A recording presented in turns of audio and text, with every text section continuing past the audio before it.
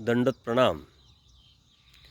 आपण कर्माचा विचार करत असताना नकळत आपल्याकडून कितीतरी कर्म होतात, आपल्या लक्षात पण येत नाही.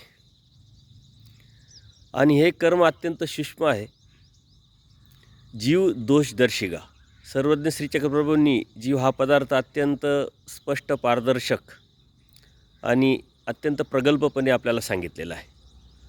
जीवाचा मूळ स्वभाव जो आहे तो दुसऱ्याचे जीव दोष बघण्याचेच आहे.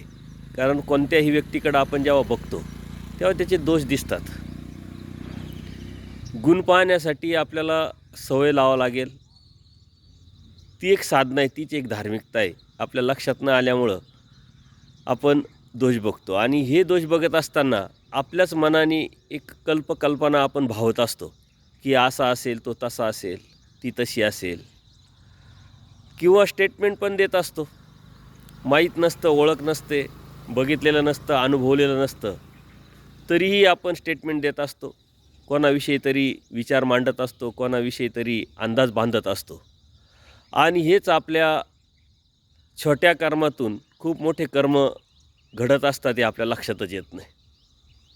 ही कल्पना ज्या आपल्या मनामध्ये येतात त्या आपल्या मूळ स्वभावातून येतात आणि त्यातून बाहेर पडणं म्हणजे अध्यात्म. त्यातून बाहेर पडणं आणि दुसऱ्याचे गुणाकडं बघणं, दुसऱ्याविषयी गुणात्मक विचार करणं आणि दुसऱ्याविषयी चांगलं बोलणं, चांगला विचार करणं, ही साधना आहे. आणि ती ऊर्ध्वगतीची आहे. दुसऱ्याला जेव्हा आपण चांगलं म्हणतो तेव्हा अप्रत्यक्षरित्या आपण छोटं होतो. दुसऱ्याला मोठा होतो म्हणतो त्यावेळेस आपण छोटं होतो.